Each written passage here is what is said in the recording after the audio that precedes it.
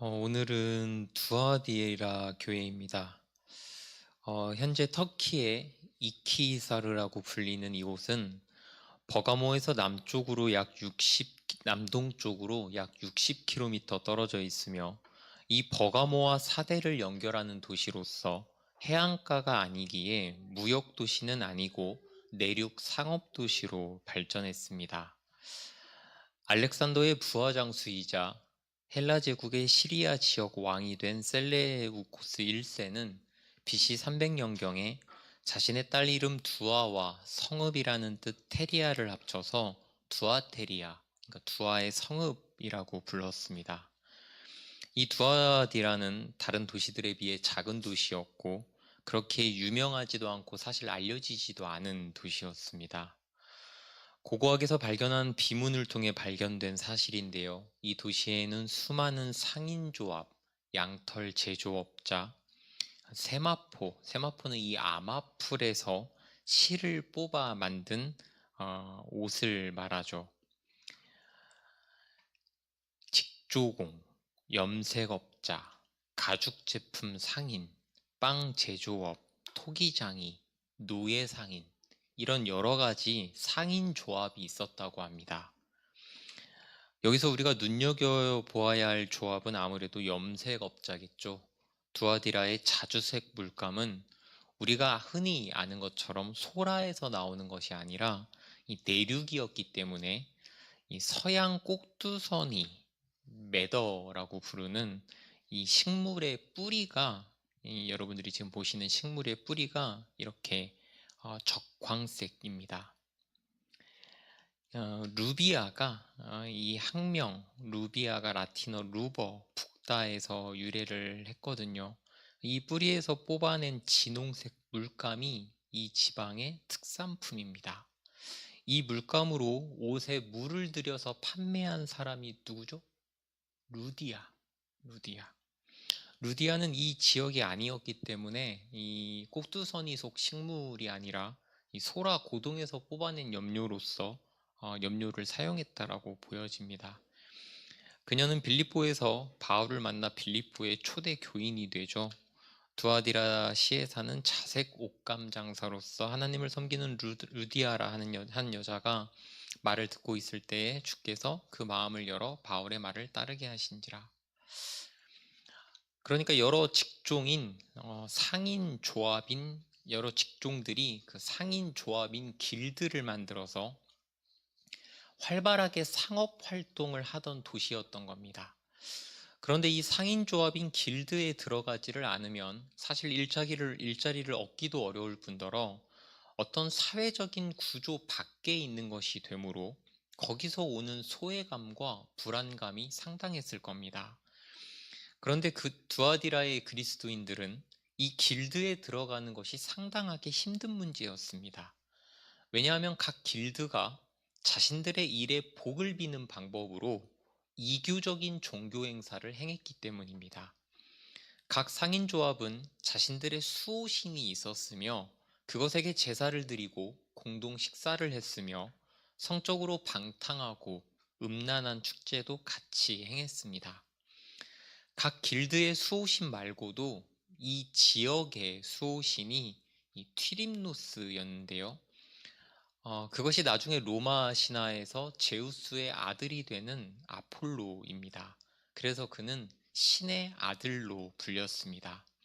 이 신과 함께 아테미, 삼바테, 신전 등이 있었습니다. 이러한 상황에 있는 두아디라 교회에 예수님께서 지금 어떻게 나타나십니까? 그 눈이 불꽃 같고 발이 빛난 주석과 같은 하나님의 아들이 이르시되, 다른 데와 달리 이곳에서만 하나님의 아들이라는 표현이 등장합니다. 왜 그렇게 등장하셨는지 아시겠죠? 신의 아들이 수호신으로 있는 도시에 진짜 신의 아들, 하나님의 아들은 자신밖에 없다고 말씀하시는 겁니다. 현재 두아디라에는 이 AD 600년경에 두아디라 기념교회로 세워진 이 요한 기념교회가 이렇게 기둥과 담장만 초라하게 남아 있습니다. 19절을 보시면 내가 내 사업과 사랑과 믿음과 섬김과 인내를 아노니 내 나중행위가 처음 것보다 많도다. 다른 교회와 같이 예수님께서는 두아디라 교회에게 칭찬을 먼저 하십니다. 여기서 칭찬의 내용은 내가 너의 사업, 여기 사업이라고 번역된 것이 너의 일, 이 일이 무엇이냐면 사랑과 믿음과 섬김과 인내, 이 네 가지입니다. 그러니까 19절에서는 이 사업과라고 해서 이 뒤에 나오는 것들과 이렇게 쭉 이어서 이런 것들을 전반적으로 칭찬한 것처럼 여러분들이 읽히시겠지만 너의 사업, 너의 일이 무엇이냐면 그 일이 이 네 가지라는 것입니다. 진리를 지키느라 사랑을 점점 잃어버린 에베소 교회와 달리 그들은 서로를 사랑하고 있었고 그들이 가진 믿음을 실제적인 삶의 열매로까지 맺히게 했으며 주변 사람들을 위한 섬김의 사역도 하고 있었고 어려운 환경 속에서도 이 모든 일들을 하며 꾸준한 인내로 견디고 있었습니다. 그리고 이 모든 일들은 과거보다 점점 더 나은 모습으로 성장해 가고 있는 중이었고 그것은 그들의 신앙적인 습관과 열매가 더 건강한 방향으로 나아가고 있었다는 말입니다. 우리가 계시록의 각 교회 상황을 이렇게 볼 때에 그들이 가진 단점을 빨리 고치고 수정하려고 하는 내용이 뒤에 나오기 때문에 우리 또 한국 사람들은 어떤 핵심을 뒤에 두지 않습니까? 그래서 이 앞에 나오는 그들의 칭찬의 내용을 우리가 가벼이 넘어갈 때가 많습니다만 오늘 우리가 이 칭찬의 내용에 조금만 집중해 보자면 이것이 나중에 주님께서 우리를 칭찬하시는 핵심적인 요소일 수 있습니다. 교회 사역의 방대함이나 크기, 홍보 전단지에 광고할 이력 같은 것들, 교회가 진행하는 수많은 어떤 일거리나 행사 같은 것들은 사실 주님의 관심 밖의 일일 수 있습니다. 그런 일들도 그런데 분명하게 중요하고 어떤 선한 사업의 배경이 되기도 하지만 교회가 정말 해야 할 중요한 일은 각 개개인과 하나님과의 관계가 깊어져서 그 사랑의 관계가 이웃에게까지 흘러나가게 하는 것.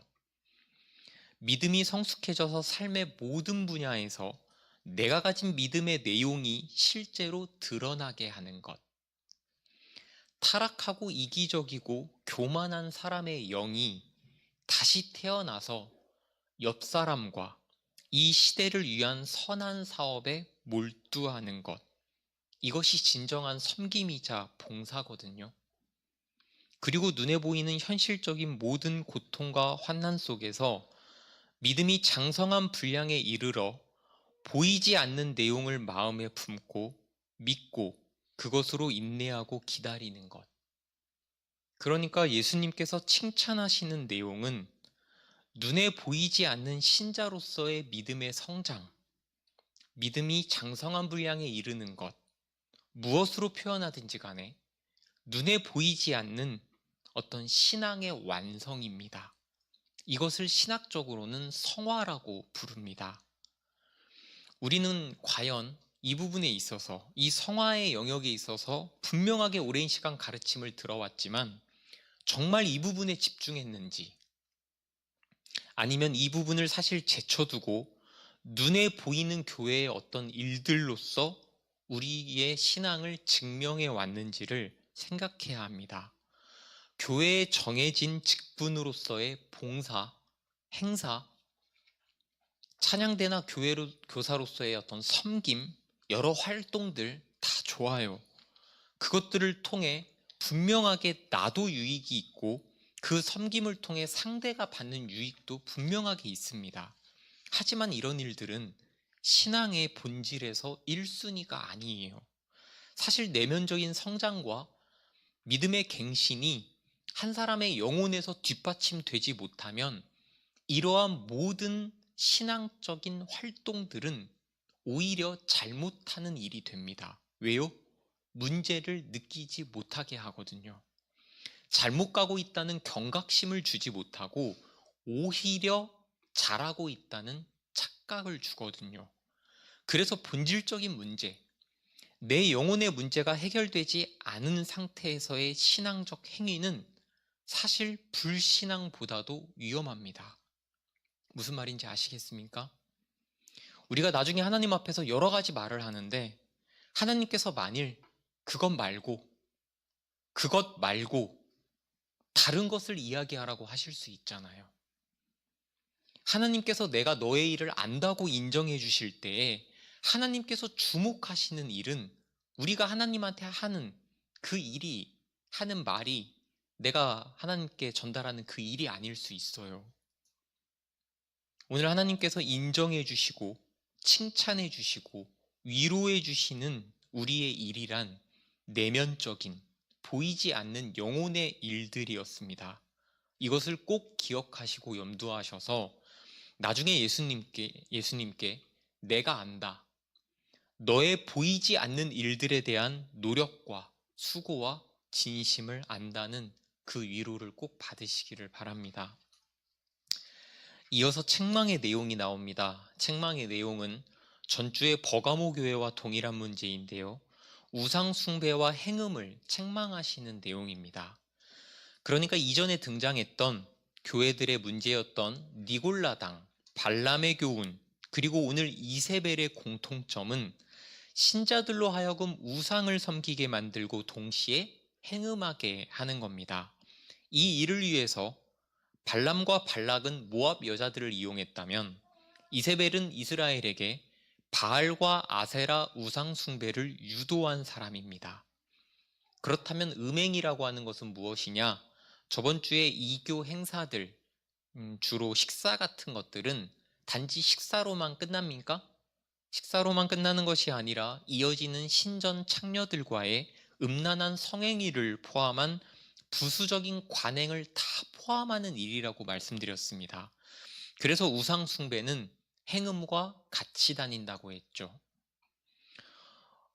고대 로마의 연회 장면을 한번 보시면 식사와 성적 행위가 이렇게 서로 연결되어 있다는 것을 알 수 있습니다.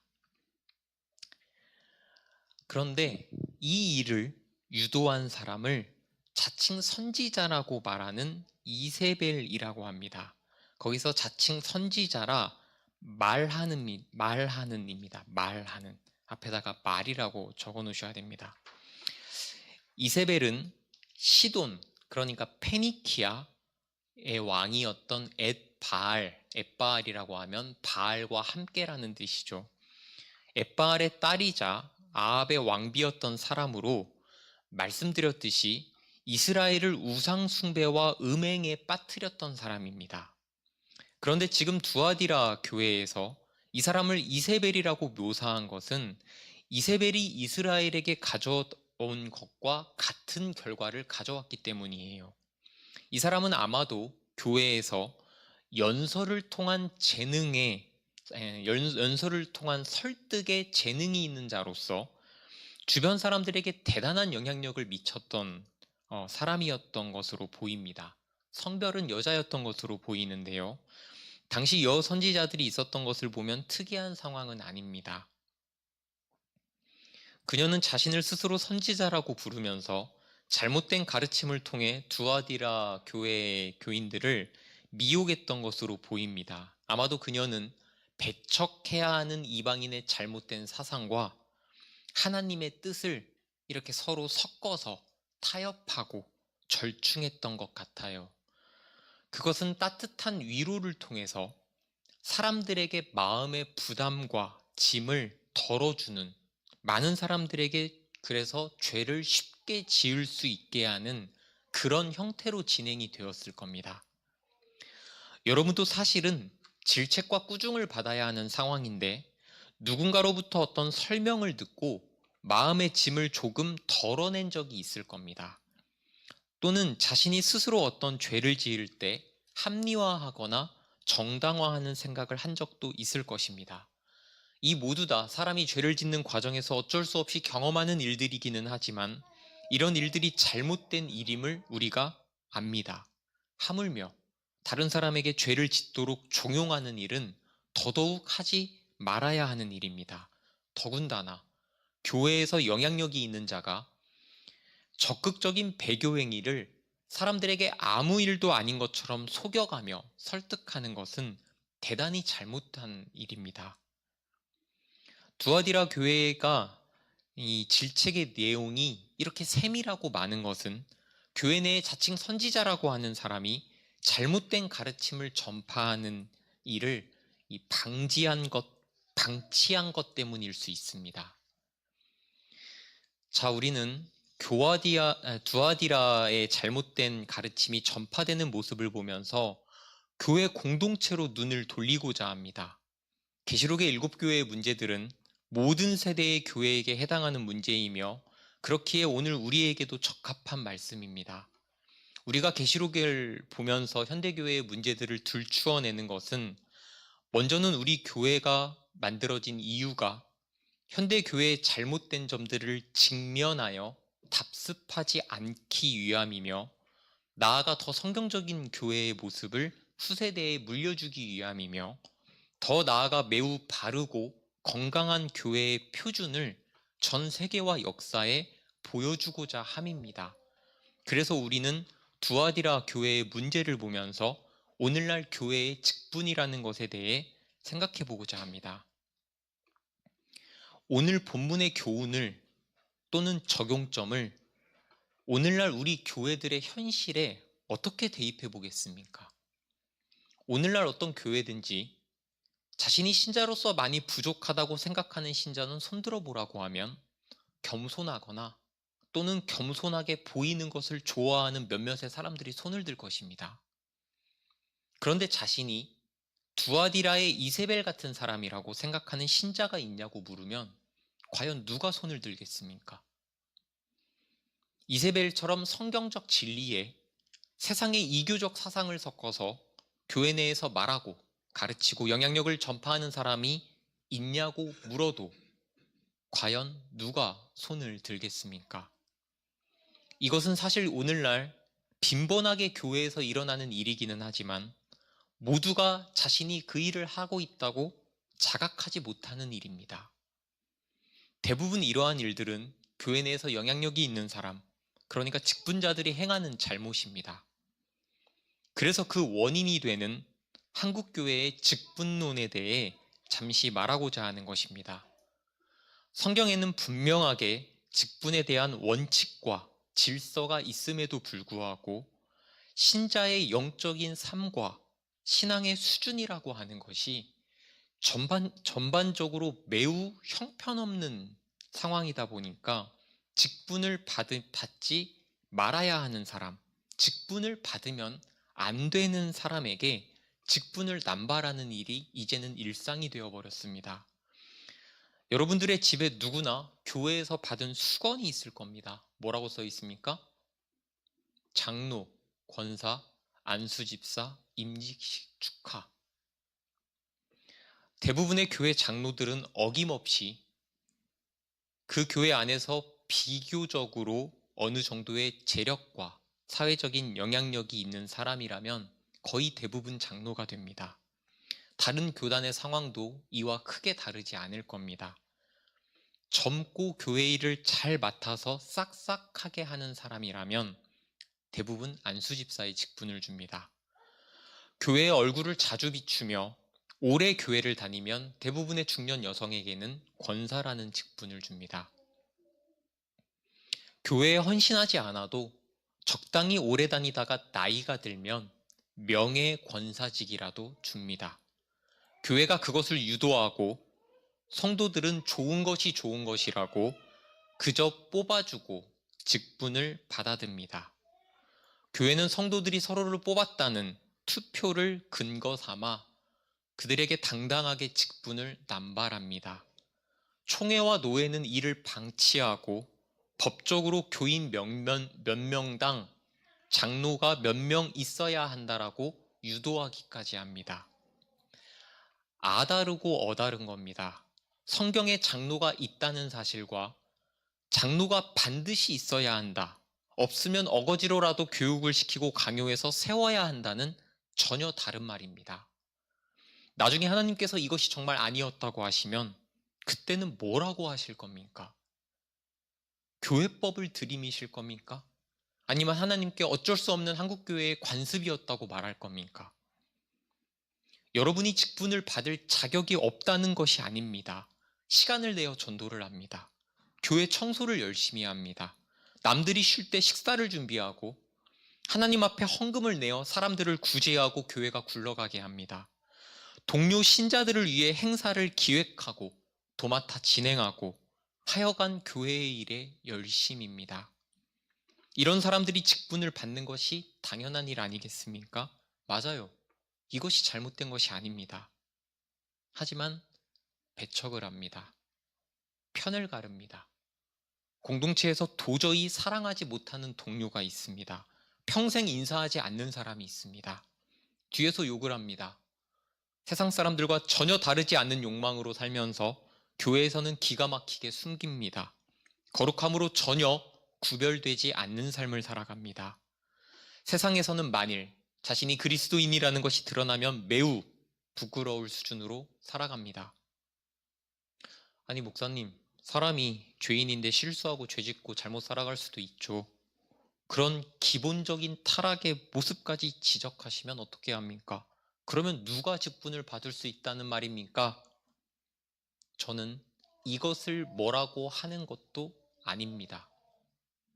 그래서 그 사람이 가진 직분이라고 하는 것이 딱 교회 내에서만 인정하는 직분으로 남아버리게 된 현상, 여기를 말하는 겁니다. 자기들끼리의 축제. 직분의 그림자와 영향력이 교회를 벗어나지를 못합니다. 성경이 말하는 직분이 이런 직분이었습니까? 겉과 속이 다른 직분, 교회 안에서만의 직분. 성경은 이런 직분을 말하지 않습니다. 이것은 교회가 바른 직분자를 길러낼 수 없기에 적당한 수준에서 모두가 스스로 만족하고 그것을 거기까지를 직분의 수준이라고 여기며 직분을 남발하는 겁니다.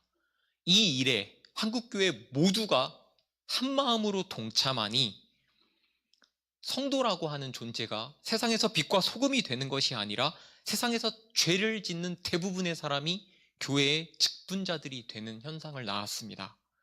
그럼에도 부끄러운 줄을 모릅니다. 적당히 답이 제공된 시험 같지도 않은 시험과 웃다가 끝나는 면접 행위를 통해 고시를 보는 것이 당연해졌고, 노예는 그런 식으로 시스템을 만들어서 제공하며 교회에서 충성을 다짐하고 목사님과 몇 번 교육을 마치면 직분이라는 하는 것을 받습니다. 정말 이 시스템을 통해 받은 직분이라고 하는 것이 하나님 앞에서도 인정이 될까요? 만일 아니라고 하시면 우리가 웃으면서 수건을 돌리며 축하하는 그 임직식 현장이 사실은 끔찍한 착각의 현장 아니겠습니까? 아무도 이 일에 문제를 제기하지 않습니다. 더 끔찍한 사실은 목회자도 이런 식으로 배출이 되고 있다는 사실입니다. 자격이 없는 자가 일정 수준의 교과 과정과 몇몇의 테스트를 통과하면 사회적으로 큰 범죄를 저질러 낙오되지 않는 이상 목회자 자격을 줍니다. 사회의 스콜라주의적인 교과 과정으로 목회자 양성을 진행하니까 그 시스템에 모든 것을 맡겨버립니다. 한 목회자가 참된 목회자가 되어가는 것에는 사실 신학교에서 아무도 관심이 없습니다. 그래서 이 무책임한 시스템이 저 같은 사람도 목회자랍시고 만들어 놓은 겁니다. 제가 당당하게 고백할 수 있습니다. 그 오랜 시간 정말 아무도 나를 제대로 검증하지 않았습니다. 목회자부터 집사에 이르기까지 교회에서 이렇게 자격이 없는 사람들이 그 위치를 차지하고 진리라고 생각하지만 세상에 잘못된 것들을 같이 전하고 있는 그러한 잘못된 일들이 오늘날 교회에서도 실제적으로 벌어지고 있다는 것이 인정이 되십니까? 이것이 자칭 선지자라 부르는 이세벨이 했던 것과 같은 일을 우리가 하고 있다는 말입니다. 우리가 왜 거짓 선지자의 모습에서 우리 자신의 모습을 돌아보고자 합니까? 하나님께서 경고하고 계시기 때문입니다. 또 내가 그녀에게, 여성이죠, 그녀에게 회개할 기회를 주었으되 자기의 음행을 회개하고자 하지 아니하는도다. 하나님께서는 누구에게나 기회를 주시는 하나님이십니다. 그래서 누구도 후에 돌이킬 기회가 없었다는 말을 하지 못할 겁니다. 그래서 신앙의 선배들이 회개의 타이밍을 언제나 지금이라고 말한 것입니다. 우리가 무언가를 깨달을 때 다 알지 못한다 할지라도 그때 미루지 말고 회개해야 합니다. 양심에 조금이라도 불편할 때, 다 동의되지 않고, 다 납득되지 않고, 다 이해되지 않아도 마음에 조금이라도 불편함이 있다면 그때 회개하면 됩니다. 하나님, 내 마음이 불편합니다. 정답이 무엇인지 다 모르겠으나 하나님 나를 바꾸어 주시옵소서. 내 의지도 바꾸어 주시옵소서. 내 마음도 바꾸어 주시옵소서. 내 존재도 바꾸어 주시옵소서. 하나님께서 원래 창조하신 그 모습으로 나를 바꾸어 주시옵소서. 그렇게 못하시겠다면, 그렇게 안 하시겠다면 나를 구원해 주시옵소서. 살려 주시옵소서. 쓸모없는 인생을 살다가 죽어버리지 않게 하시옵소서. 엎드려서 기도해야 합니다. 하나님께서 회개할 시간, 거기 보시면 회개할 기회라고 적혀 있죠. 2장 21절. 아닙니다. 회개할 시간입니다. 회개할 시간을 주었으되 라고 고쳐 적어 보십시오. 회개할 시간을 하나님께서 주신다는 것은 그 시간이 유한하다는 의미입니다. 무한정이 아니라는 말이에요. 그래서 신자는 하나님의 말씀을 듣는 것을 사실 무서워해야 합니다. 꺼려해야 합니다. 회개의 시간이 줄어드는 것에 불편하고 무섭고 두려워해야 합니다. 원래는 그렇습니다. 회개의 메시지가 가장 직접적으로 울려 퍼지는 시간이 언제입니까? 바로 말씀을 듣는 시간입니다. 그런데 여러분은 대체 새벽 예배부터 수요 예배, 금요 기도회, 주일 예배, 각종 구역 예배, 가정 예배, 온갖 모임에서의 말씀을 이렇게나 많이 들으면 기억이나 나십니까? 제가 가는 교회마다 물었습니다. 저번 주 말씀이 무엇이냐고. 목요일, 금요일은 사실상 전멸이고 화요일, 수요일에도 대답을 하지 못합니다. 성경 주소만이라도 기억하느냐고 물어도 역시나 대부분 모릅니다. 대체 어떤 말씀을 붙잡고 살아가십니까? 우리는 압니다. 깊은 말씀을 붙잡고 한 주 내내 그 말씀과 씨름하고 말씀의 삶을 적용하면서 살아가는 것이 얼마나 어려운지, 하지만 얼마나 중요한 일인지를 압니다. 말씀이 많은 것, 그래서 여러분이 말씀을 많이 듣는 것은 교회 부흥의 증거도 아니고 성도들의 신앙의 좌표도 아니고 영적 성장의 시금석도 아닙니다. 수많은 성도가 자신들의 교회 목회자의 말씀에 은혜를 받지 못해서 코로나 이후로 수많은 성도들이 수많은 말씀들을 유튜브로 듣고 있다고 합니다. 가는 교회마다 수많은 목사님들의 설교를 돌려듣는 분들이 많습니다. 어느 교회에서 어떤 목사님이 언제 설교를 하시는지까지 성도들은 다 압니다. 이제는 80대 할머니도 유튜브를 익히시면 여러 목사님들의 설교를 저장해 놓고 들으십니다. 결코 좋은 현상이 아닙니다. 일단 양들로 하여금 배고프게 만드는 우리 목회자들에게 심각한 직무유기가 있습니다. 실력 있는 스타 목사님들의 말씀을 어떻게 이깁니까? 아니요, 틀린 말입니다. 그 영혼의 상태를 가장 잘 아는 것은 목양을 하는 당사자입니다. 말씀 문제가 아닙니다. 영혼의 상태에 대한 관심과 열정과 기도가 없었던 탓입니다. 내 자녀에게 밥 먹고 오라고 돈 주는 부모는 모릅니다.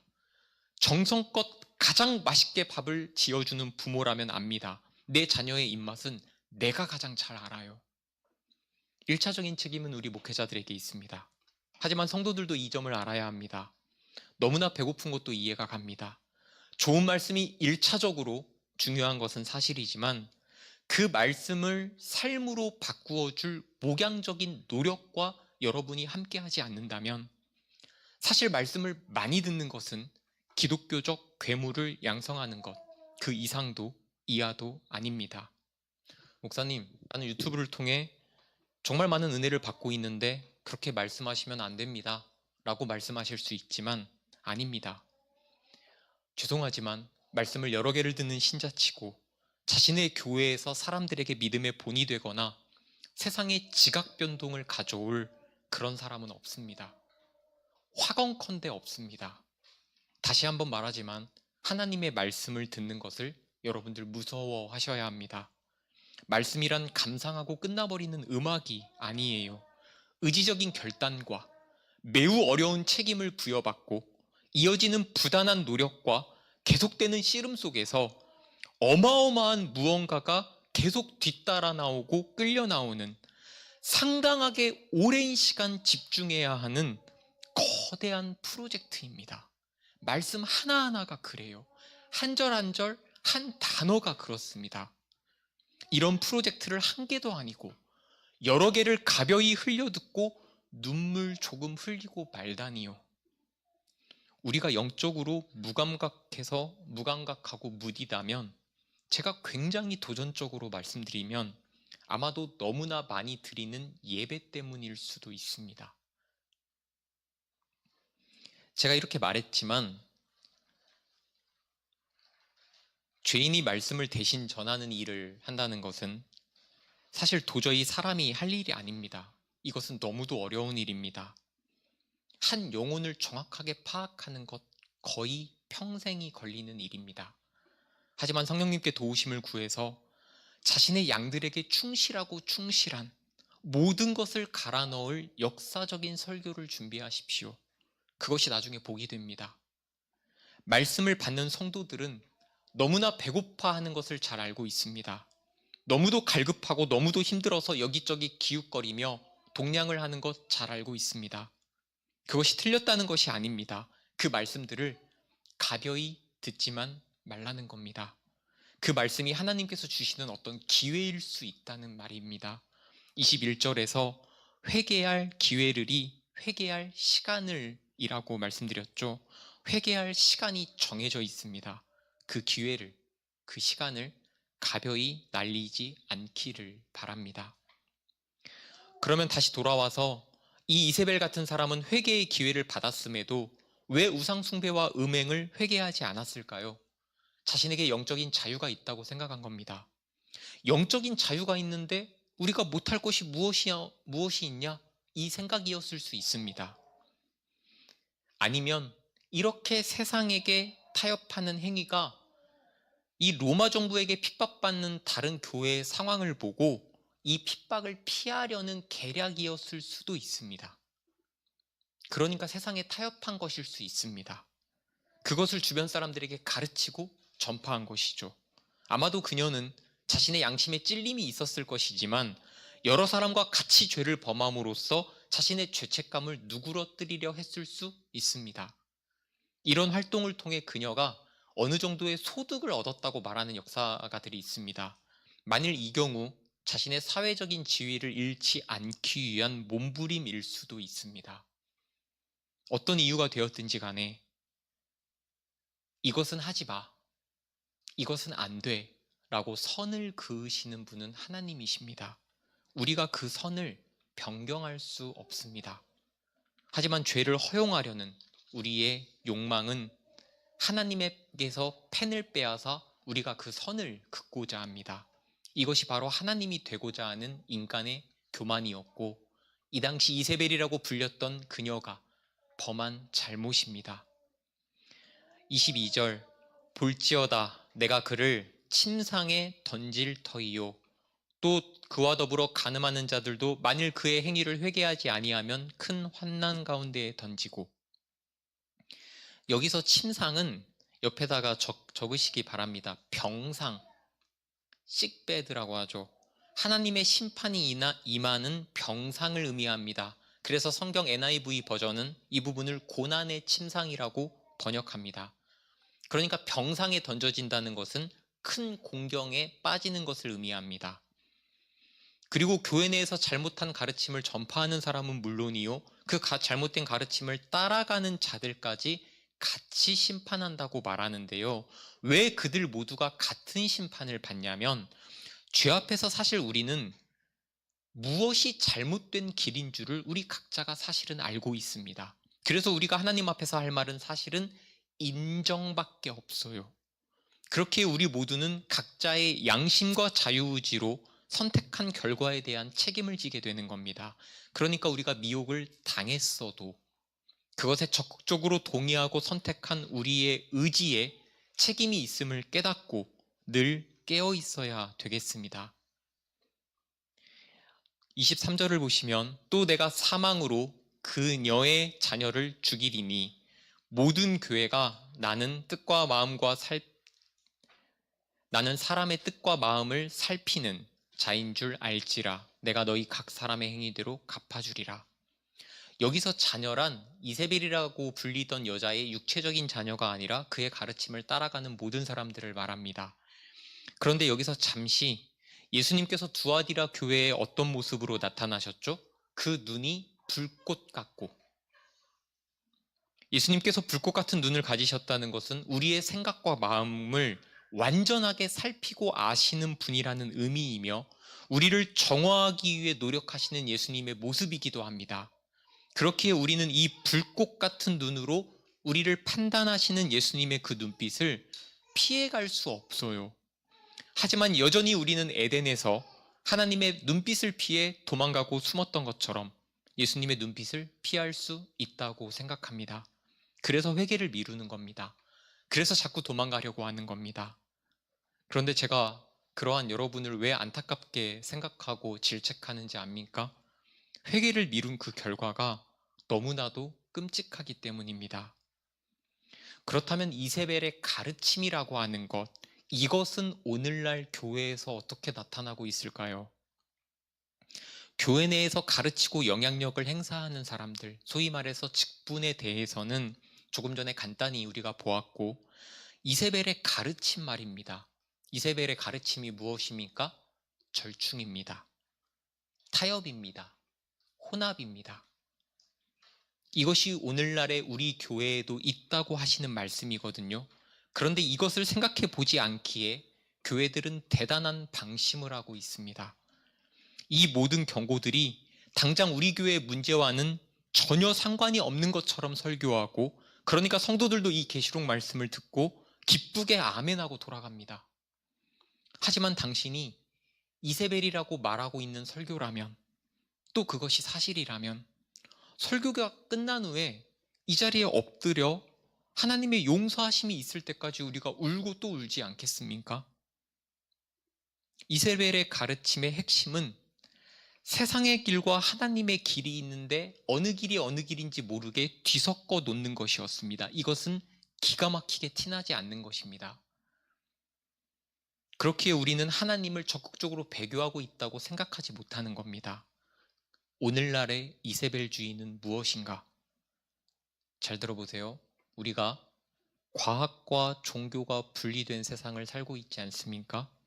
과학으로 설명할 수 있는 세계가 있고 종교로 설명할 수 있는 세계가 따로 놀고 있습니다. 이세벨은 이 모든 것을 섞어버렸지만 오늘날의 이세벨주의는 아마도 분리의 형태로 나타납니다. 과거 이세벨주의가, 다시 말씀드려서, 버려야 하는 이교 문화와 지켜야 하는 진리를 섞어버린 것이라면 오늘날 이세벨주의는 오히려 분리의 형태로 등장한다는 말이에요. 무엇을 분리합니까? 세상과 교회를, 과학과 종교를, 나아가 말씀과 삶을 분리시킵니다. 그러니까 교회는 주의를 설교합니다. 세상은 주중을 설교합니다. 그래서 신자의 삶도 주일과 주중이 분리되어 진행됩니다. 주일의 이론과 세계관, 거기에서 나오는 삶이 있고 주중의 이론과 세계관, 세상에서 나오는 그 삶이 있습니다. 세상에서의 신자가 없고 주일의 사회 구성원으로서의 모습이 교회에서는 감추어져 있습니다.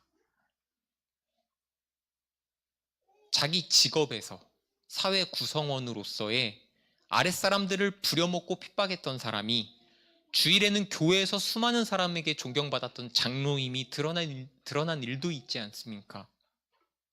우리 모두의 모습입니다. 이 완벽한 분리의 모습이 결국 어디서 일어나고 있는 일입니까? 한 인간의 존재 안에서 일어나고 있는 일 아닙니까? 과거 이세벨주의가 만들어낸 이교 문화와 신자의 거룩한 삶의 섞임이 이 말씀드린 분리를 거쳐서 다시 한 인간 속에 자리 잡고 있다는 것. 그러니까 이세벨주의는 사라진 것처럼 보이지만 오늘날에도 너무나 명백하게 살아있어서 우리를 속이며 우리 안에 자리 잡고 우리를 미혹하고 있는 겁니다. 무슨 말인지 아시겠습니까? 이거 2번 들으셔야 됩니다. 저는 뒤늦게 교회에 다니기 시작할 때부터 늘 궁금했습니다. 교회는 도대체 왜 주일만 설교할까? 왜 주중에 대해서는 설교하지 않을까? 늘 예수복음, 믿음 천국, 할렐루야 아멘, 봉사하고 참석해라, 그리고 찬양을 부릅니다. 여기에 머물러 있습니다. 저는 사실 한국교회의 심각한 피해자로서 이 자리에 있는 사람입니다.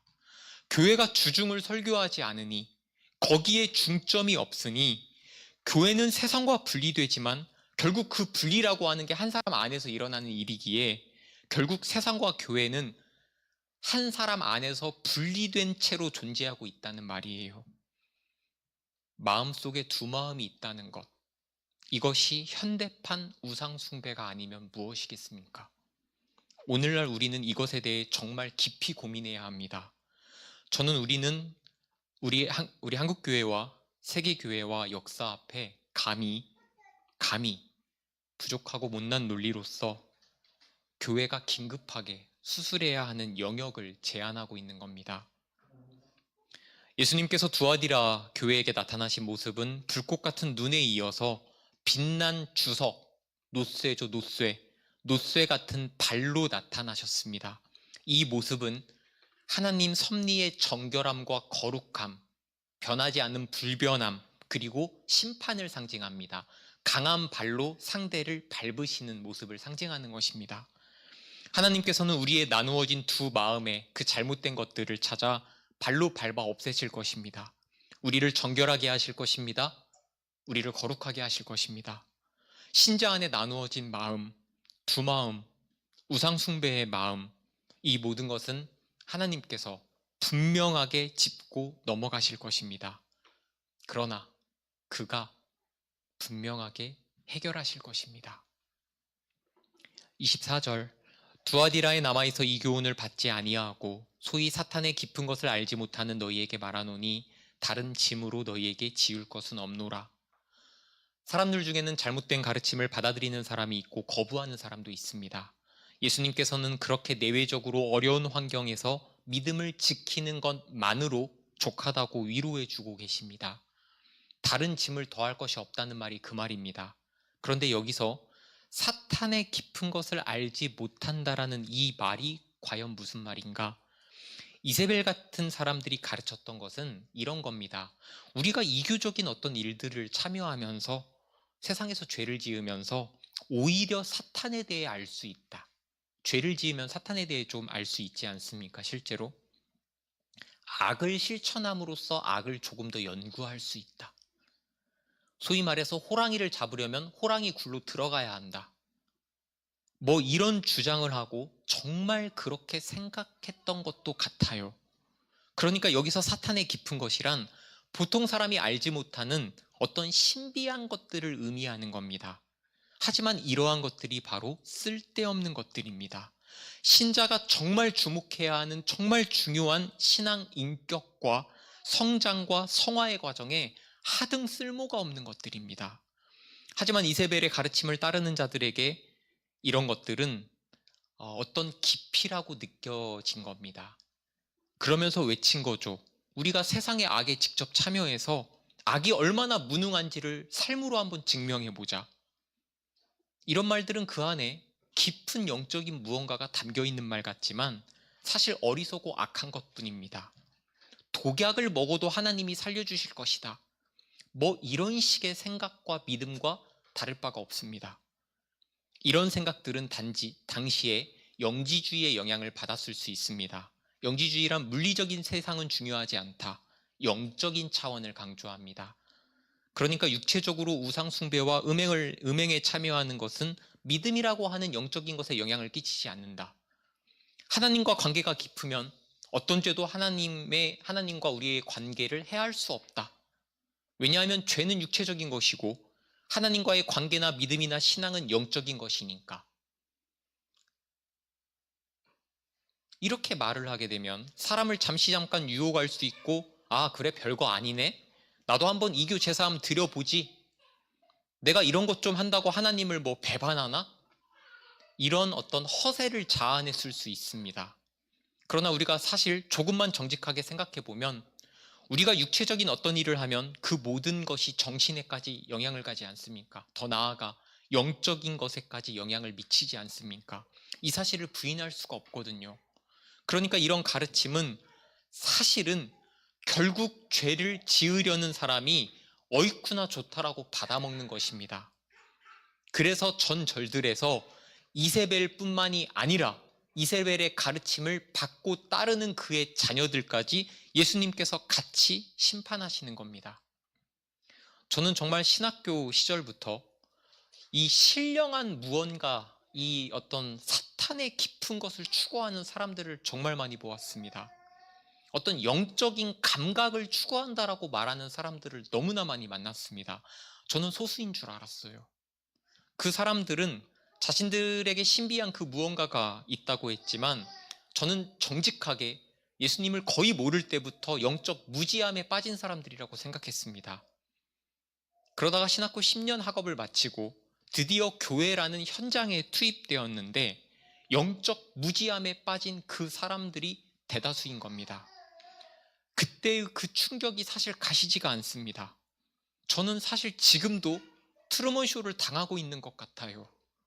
아니겠지. 사람들이 이 정도로 무지하지 않겠지. 진리도 모르지만 너무도 잘못된 이단적인 요소들에게 환호를 합니다. 당당하게 그런 것들을 은혜라고 합니다. 영적 무지함은 그래서 극복되어야 합니다. 우리 공동체가 그 일을 시작하고 있는 겁니다. 25절, 다만 너희에게 있는 것을 내가 갈 때까지입니다. 내가 갈 때까지 굳게 잡으라. 성경은 말합니다. 누가 철학과 헛된 속임수로 너희를 사로잡을까 주의하라. 이것은 사람의 전통과 세상의 초등학문을 따름이요 그리스도를 따름이 아니니라. 그 안에는 신성의 모든 충만이 육체로 거하고 계신다. 예수님 안에 모든 신성의 충만한 것이 있기에 쓸데없는 것들에게 넘어가지 말아라. 헛된 속임수에 넘어가지 말아라. 내가 이미 너희에게 가르쳐준 진리, 그 말씀만을 굳게 붙들어라, 이 말씀입니다. 우리에게 말씀 이외에 더 다른 신비하고 새로운 무언가가 정말로 필요하지 않다는 사실을 알겠습니까? 제발 신비한 기도, 신비한 말씀, 신비한 해석, 신비한 공동체, 신비한 목회자, 신비한 것들은 없으니 그런 것들을 찾아가지 마십시오. 예수님 안에 모든 충만한 것이 다 있습니다.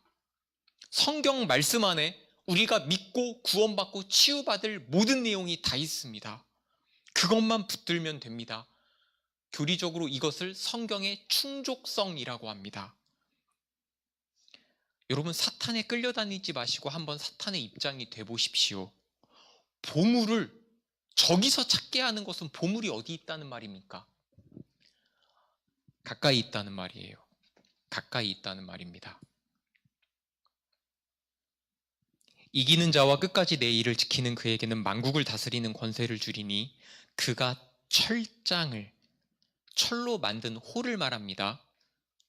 가지고 그들을 목양하여 질그릇 깨트리는 것과 같이 하리라. 나도 내 아버지께 받은 것이 그러하니라. 여러분 26절과 27절은 같이 봐야 하는데요. 이것은 시편 2편 9절의 이미지를 가져온 겁니다. 한번 보시면 뭐라고 써 있습니까? 우리 다 같이 한번 읽어보겠습니다. 시작. 그들을 깨트리며 질그릇같이 부수리라 하였도다.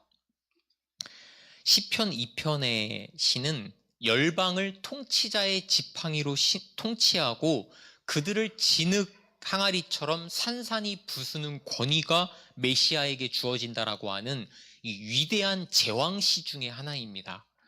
그러니까 비진리를 거부하고 말씀을 굳게 붙잡아 삶에서 모든 유혹을 넘어서고 이겨내는 사람에게 예수님께서 무엇을 주십니까?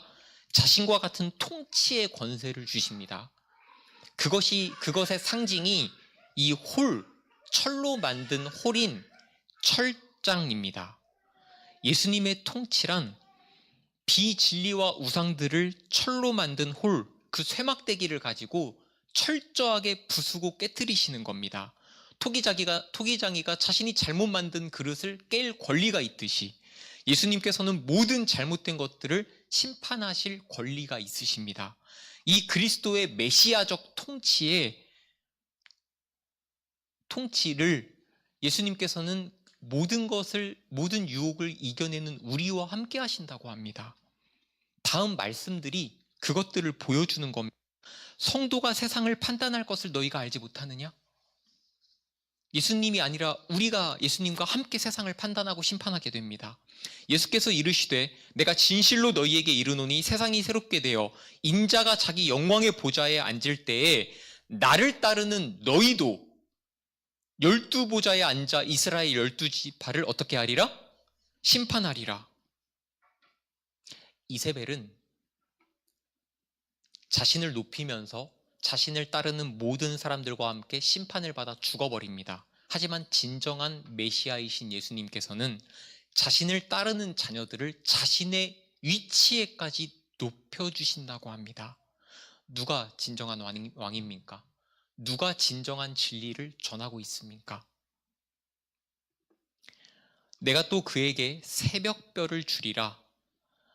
28절에 나오는 새벽별은 정말 논란이 많고 그렇기에 우리가 정확한 의미를 무엇이라고 특정하기가 어렵다는 것이 정직한 사실입니다. 아마도 당시에 두아디라 지역에서 이것이 뜻하는 바가 있었을 것인데 지금은 그것이 무엇인지를 정확하게 알아내기가 어렵습니다. 앞으로 많은 연구와 발전을 통해 이것이 하나님께서 정하신 때에 드러날 것이고 마지막 날에 성경의 메시지가 우리에게 완전히 드러날 때 우리가 이것이 무엇이었는지 확인할 수 있을 것입니다. 그러나 오늘 겸손한 마음으로 조금만 고민해 보자면 사람들은 계시록 22장 16절에 나오듯이 새벽별은 예수님 자신을 뜻하기에 이 표현을 새벽별이 예수님이니까 예수님이 새벽별을 우리에게 주신다는 것은 자신을 주신다는 말 아니겠습니까? 그러니까 예수님과의 어떤 친밀성을 뜻하는 표현이다. 이렇게 해석하기도 하고 해가 떠오르기 직전에 새벽에 볼 수 있는 가장 빛나는 별이 무엇인지 아시죠? 금성이지 않습니까?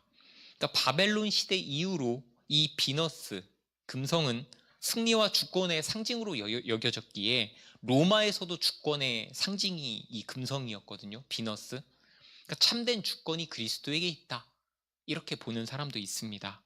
그리고 새벽은 모든 어둠이 물러나는 시기이며 모든 무지와 거짓이 드러나는 시간이기에 이 압박을 받아서 타협하는 모든 그리스도인들에게 이렇게 우리가 붙잡을 어떤 사명을 나타내는 표식이다, 위로다 이렇게 보는 사람도 있습니다.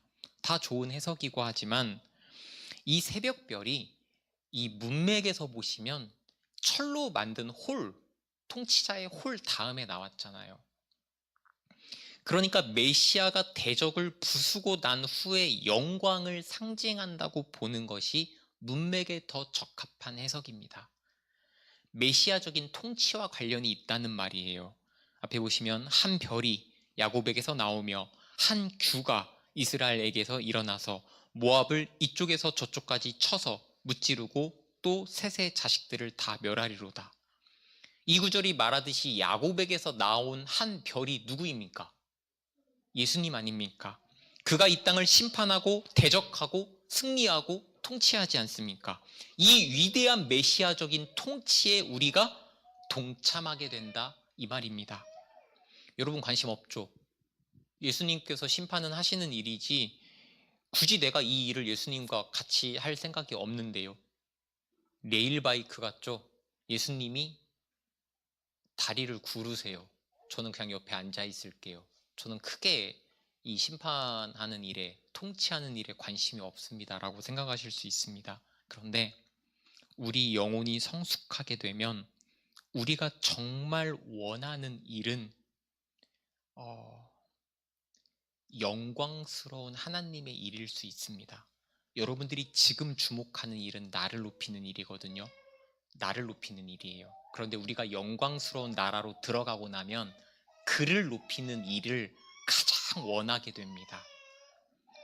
우리 영혼이 정말 원하는 일이 무엇인지 모르니까 사실은 이 땅에서는 쓸모없고 헛되고 죽은 일들을 행하고 있는 겁니다. 거기에 목을 메고 있는 겁니다. 그런데 우리가 나중에 하나님 나라에 가면 정말 하나님을 높이는 일에 소위 말해서 매진하게 돼요. 올인하게 돼요.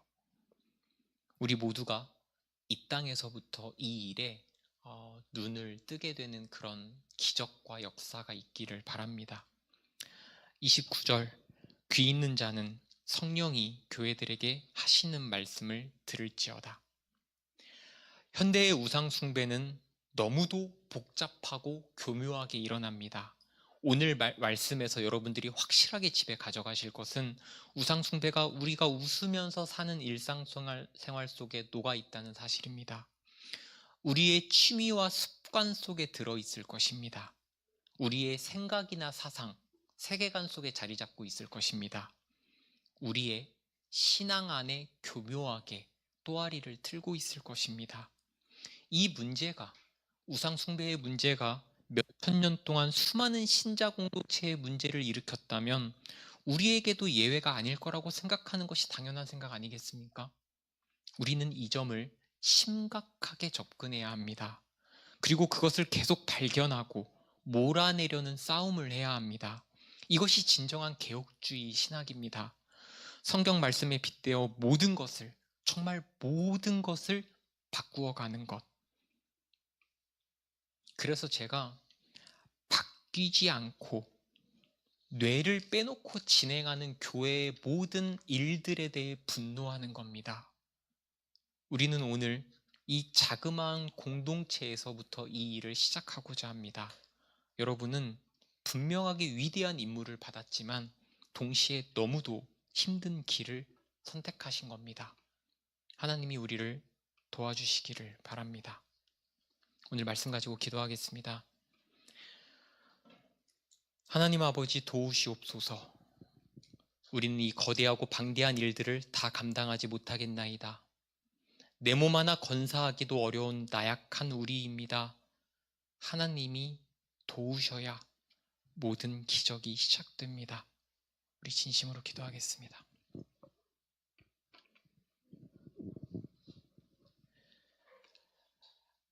하나님 아버지, 어려운 문제에 손을 들었습니다.